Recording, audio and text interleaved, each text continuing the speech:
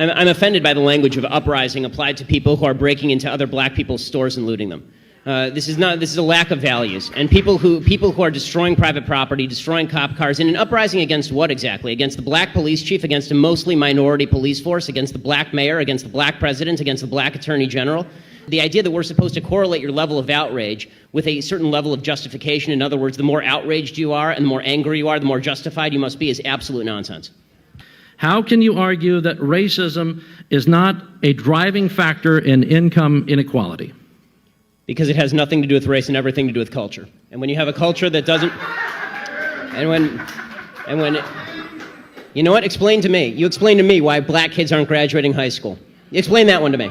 Explain to me why black kids are shooting each other in rates significantly higher than whites are shooting each other. Explain to me why 13% of the population is responsible for 50% of the murder. Explain to me why the number of black kids in prison, not for innocent reasons, not for walking down the street and getting pulled into a prison, is so high. Explain, if it has nothing to do with culture, explain to me why the single motherhood rate in the black community jumped from 20% to 70% in the same course of time that the civil rights movement has made such tremendous strides. Is America more racist now than it was in 1960? And if it is, please explain to me how that happened.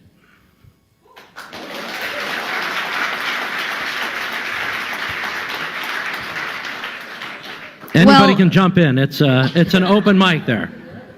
But there has to be racism. You can't say there's no racism. Without evidence? No. I'm just saying that I don't know which animal. Maybe we're talking about dogs or something. I'm talking about human beings, and I'm like, human beings are most likely going to have racial prejudices. I'm just so sorry. I'm just so sorry. I don't know. I come from planet Earth. Charles, I want to ask you a question. So your default is that when there is no evidence, racism is the deciding factor. That is no, I was not saying that. I'm just saying that you're going to have sexists, you're going to have racists, you're going to have all this stuff. I mean, I'm just saying that. I agree it exists, but the problem that I'm seeing, and this is the problem with the general conversation, is that there's no solution in simply saying there's racism out there. How does that solve anything?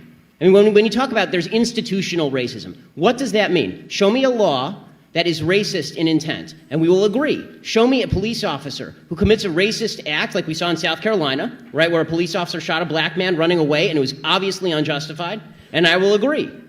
But you need, the idea that you can craft a narrative based on no racism because it just must be somewhere out there in the ether, that doesn't solve problems for anybody and creates more problems for people because now they grow up in a milieu and an environment where they are told that every obstacle they face is from some shadowy, nameless, faceless group who is out to get them simply because of the color of their skin. They'll never succeed in that environment.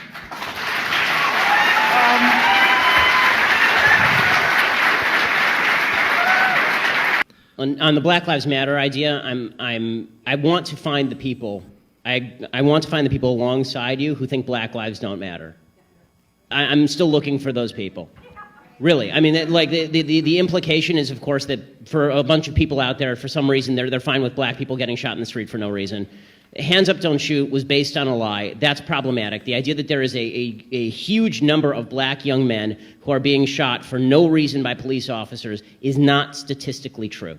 It's just not statistically true. The fact is that according to statistical studies at John Jay College, if you are a white man in a similar confrontation with police, you have a better chance of being shot by police than if you are a young black man. More white men are shot by the police every year in the country than young black men are shot by police in the country. The idea that there is a spate, and there's an easy proof. We know all of their names. We know all of their names. When there are 30 million black men in America. Okay, when we know President Obama said that we have a spate, it's a slow-rolling crisis. Once every couple of weeks, we have a case that's under dispute. So let's take his statistic. Okay, so let's say it's 26. Not one is too many, and we all agree. But is it really a slow-rolling crisis with a broad trend across the nation when there are 30 million black people in the entire country, and 26 people are shot under disputed circumstances, and probably at least half of those, the cop is at least justified? In Michael Brown, he was justified. Okay, and so basing it on falsities, you can't base a narrative on lies. We're running out of time. I want to do a follow-up to New York.